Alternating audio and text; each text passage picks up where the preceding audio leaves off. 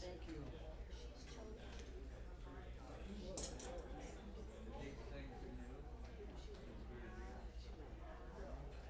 Hi, Benita. No, here is that.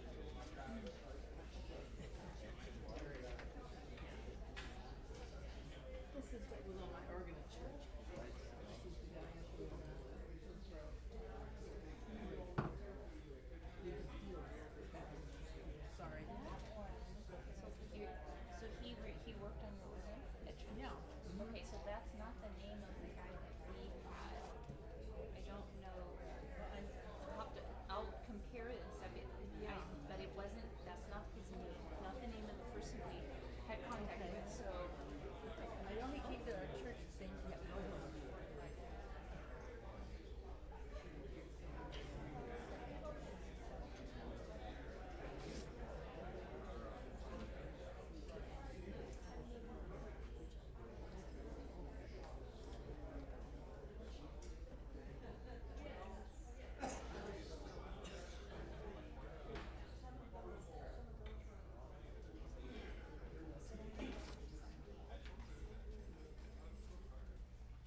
Good evening, everyone. Good time to check your cell phone, make sure that it's turned off. One of these times I'm not gonna tell you what I'm gonna do. I'll take a different approach to the cell phone. So I want to welcome you to our program tonight with horn player Benjamin Garrett. We first met Benjamin in August of 2019 when he performed for us as part of our summer concert series. On that occasion, he presented a recital for horn and piano featuring works from the 20th century, and he was accompanied by his mom, Jennifer Garrett, on piano. But tonight he returns with a recital titled Hidden Gems for Horn, and rather than a live pianist, he has a sound system on the stage that will accompany him. So before I turn the program over to Benjamin, I did want to tell you a bit about him and his instrument based on what he shared with me for this concert and a few fun things I found in my introduction from 2019. So here are the 4 fun facts about Benjamin.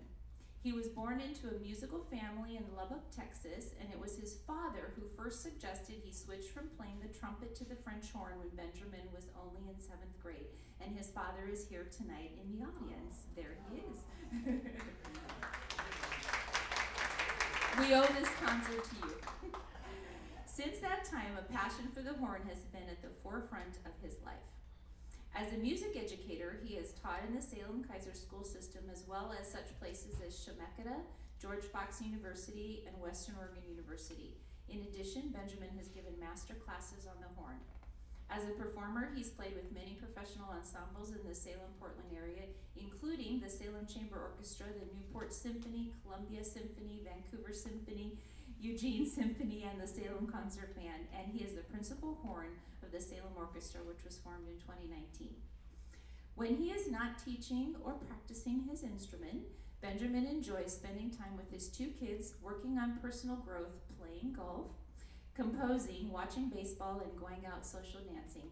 And I told him tonight he has some of the snazziest shoes I've seen on our stage in a very long time. You must take a close look at those. So now I have 3 fun French horn facts. That's a lot of F's. That I shared in my 2019 introduction. I have no idea where I got these facts, but I'm assuming they're still accurate, but they're fun anyway. So, did you know that when uncoiled, the French horn is about 12 to 13 feet long? And although it is a brass instrument, it does not actually figure very often into many brass bands. And the horn is often called one of the most difficult instruments to play because although it can hit a wide range of notes, it's incredibly easy for a musician to crack notes or play flat, making it an even more impressive feat to truly master the French horn. So ladies and gentlemen, please join me in welcoming back to our stage one who I believe has mastered this special instrument, Mr. Benjamin Garrett.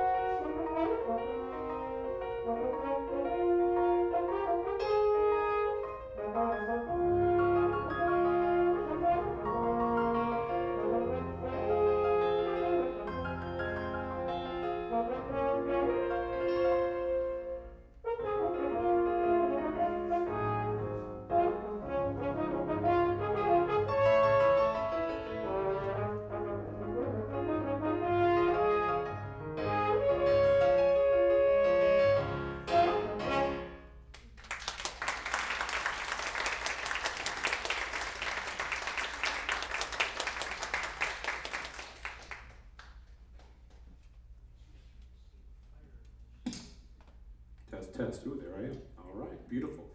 That first piece was entitled Alla Caccia. It was written by a composer from England named Alan Abbott. And so again, the title of this program is Hidden Gems. These are all pieces that I think should be heard more often, but aren't really part of what we call the mainstream French horn repertoire. I mean, they're played here and there, but you know, again, if you are familiar with classical music, you probably have never heard of any of these. It's a great opener for a recital. I first was introduced to it actually in college, and I did do it on a recital in college, so that's how I know about it. Next, I'm going to do what's called a transcription. A transcription is an arrangement of a piece that was written for a different instrument. It is entitled Adagio and Presto, so there are two short movements, and it is by George Frederick Telemann, and it's been arranged by a person named, last name Chisteter. If I said that probably wrong. Anyway, it's a beautiful piece. I've used it in my teaching many times for a really solid junior high or early high school student. It's fun, it's catchy, and I hope you enjoy it. Adagio and Presto, and there are two movements.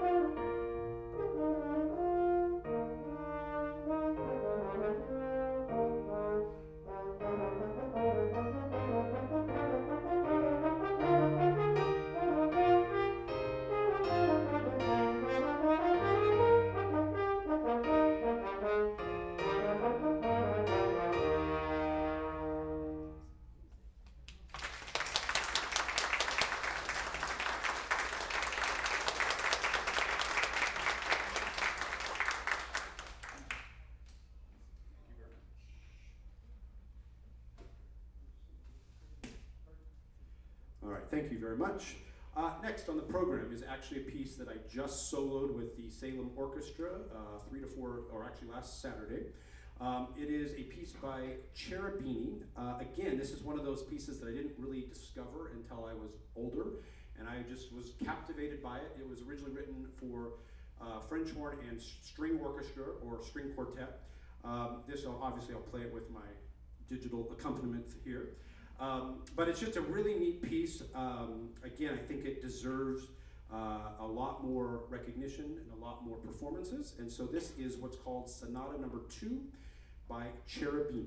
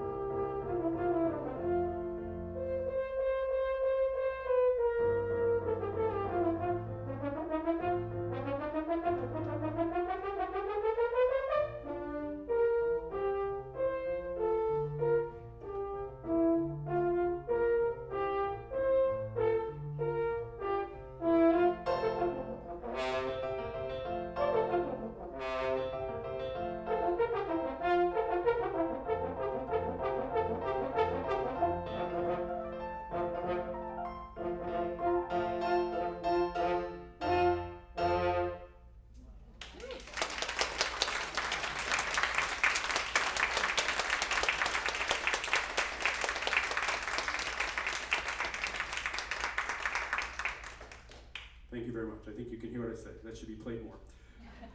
All right, here's what I didn't realize, actually, because I didn't realize it was 2019 and that was works of the 20th century. And I am almost 100% sure this next piece that I'm going to play for you, I actually did play on that recital because I also think it's a hidden gem. So the next piece I'm going to perform is a piece entitled Four Sketches by a composer named David Uber. So it's a 4-movement work, and each movement kind of has a little subtitle, so I would like to go through those. The first one, movement 1, is entitled The Mountain and the River. The second movement has the cutest title ever. I have no idea where he came up with this, but it's called Ghost Train. I don't know what he was thinking, but maybe he rode a scary train one time. It's a very cute little, short little scherzo-like movement. The third movement is called The Valley. And the final movement is just entitled The Hunt, which, again, the horn is associated with the hunting horn. So you'll probably hear that throughout. Hopefully those images come to mind as you listen. So again, just to recap, again, we have The Mountain and the River, we have Ghost Train, we have The Valley, and then The Hunt.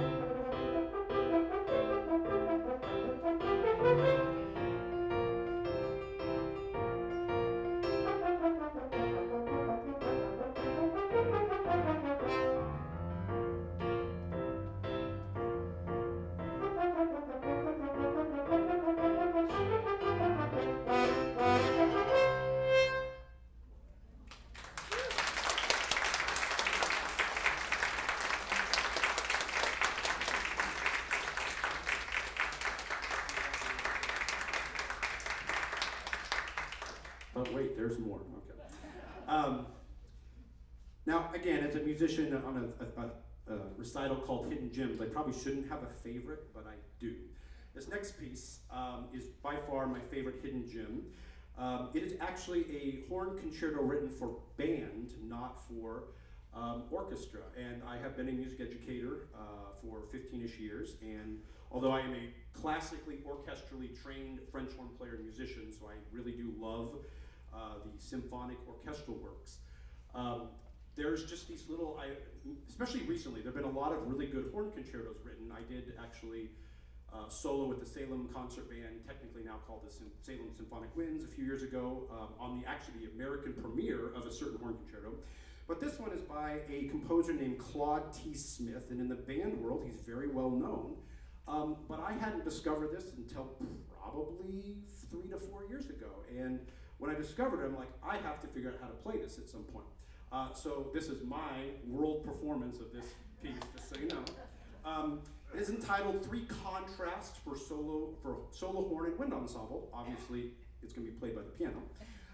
So it has 3 sections. They all kind of flow into each other. So it's not like they're separate movements. The first section is entitled Intrada, kind of like an opening fanfare thing. Second is entitled Serenade. And I'm going to make sure I just don't say this wrong. The third one, oops, I just realized my music's out of order. That's a good thing I did that. The third movement is entitled Scherzo. So luckily I talked to you and got my music in the right order. That would have been embarrassing to do that right in the middle of the performance. So again, this is entitled Three Contrasts for Solo Horn and Wind Ensemble by Claude T. Smith.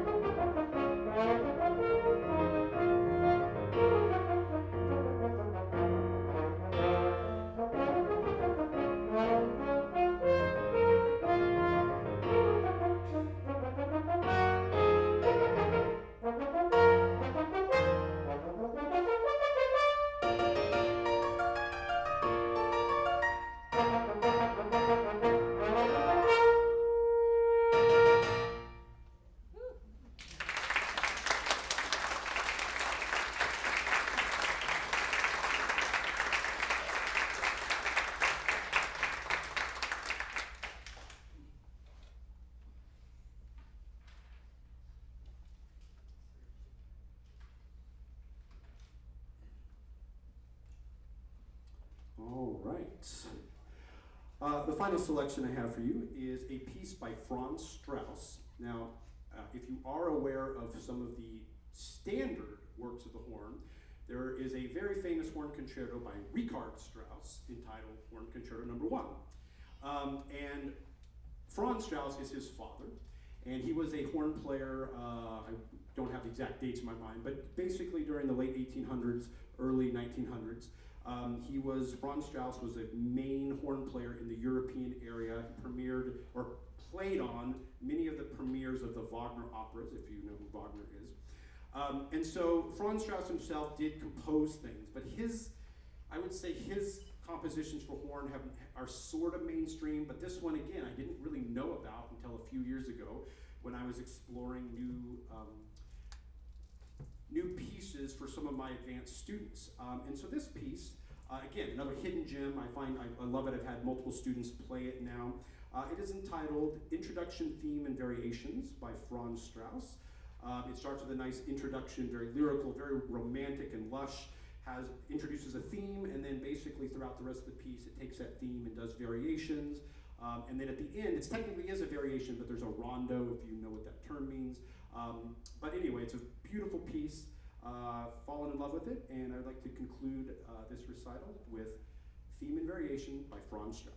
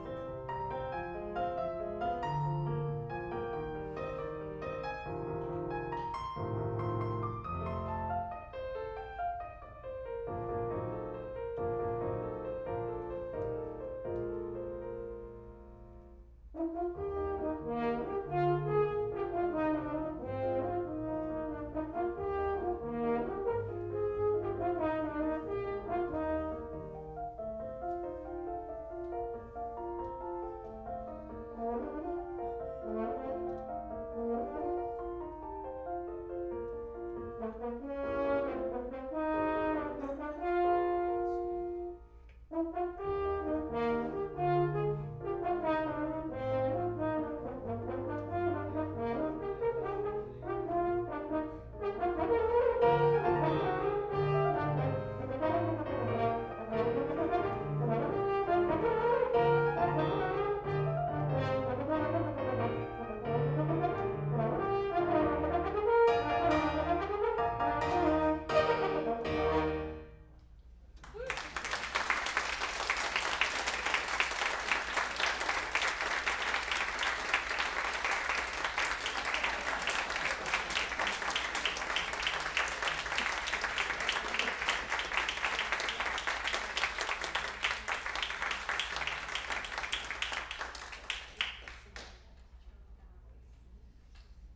would just like to say thank you very much.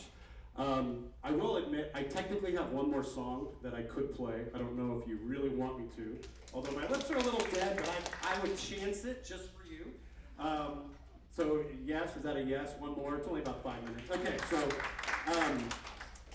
so I also going to be presenting this recital virtually here in 2 weeks or a week and a half. And so on that one, I will have an intermission. And so this is a little self-serving. As Linda mentioned, I do dabble in composition. So this is actually an original piece that I've written. It's entitled Colors, and most of the time when I compose something, I'm doing it for one of two reasons. Well, actually, one of three reasons. One is just because I enjoy doing it. The other part is I just want to create resources for my horn students and horn players out there. So sometimes it's very kind of academic, and I do it to kind of create something for a specific level of a student.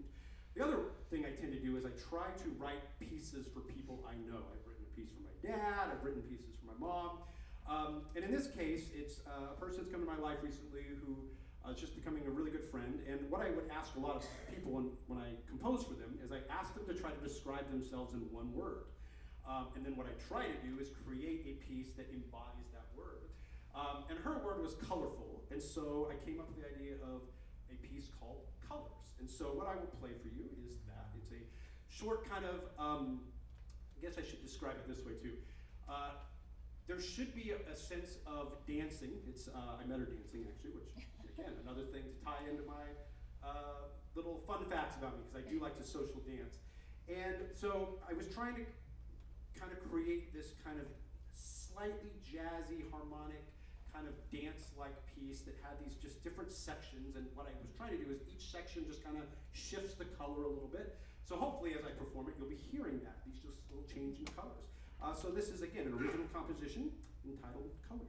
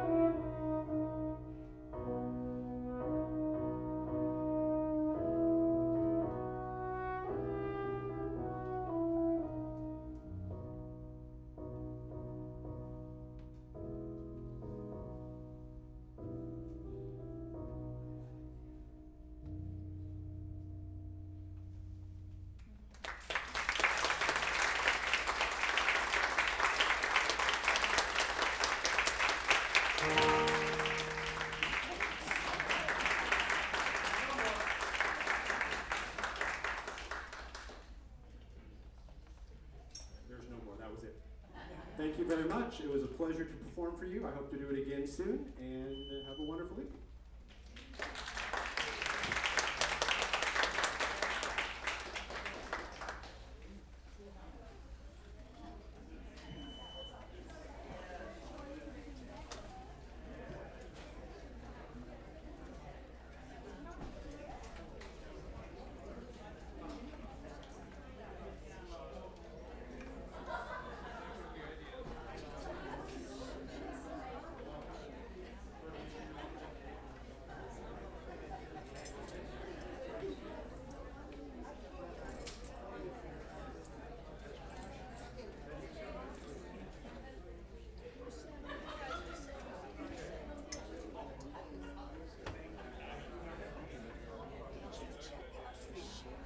Oh, yes.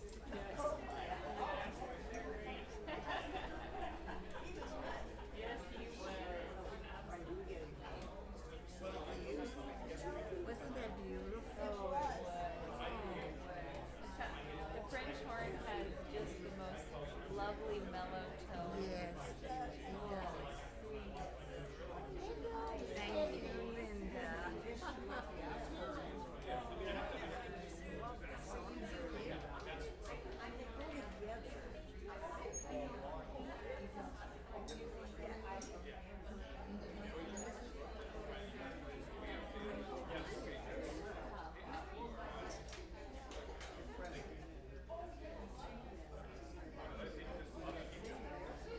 Oh, you want to take pictures with shoes? That's fine. Take pictures.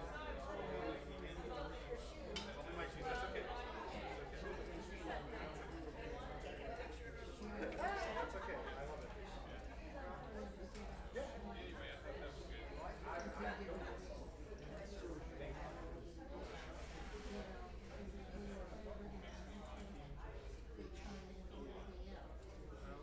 Well, they're doing Salome next, so that should be pretty racy. Can you stand it? It'll be interesting. So we'll see on that bus if I didn't see on this bus. See you later. And you need to do that.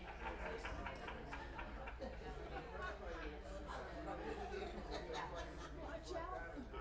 I have one that's in Vienna. So he's the one that we found that was for him, and that was a couple years ago, 2020, 2019. So yeah. But thank you. Yes. Love teaching kids. Interesting. Well, here's the thing. I'm gonna build that into my next standard course, which there'll be more. So No, I'm gonna get one. Make sure I make it back. very comfortable. Yeah. Nice to see you. See you, Bob. Yes, I know. Well, Don was so interested. It almost feels like I would need to make sure it happens. That's crazy. And what large man is fashionable things are on. But I've always liked No, he's phenomenal. I'm gonna turn off my recording device. Oh, yeah. Because I want to. Thanks, Kev. Oh, anytime. I didn't mean to grab you. Oh no, you're fine. I love it. I just.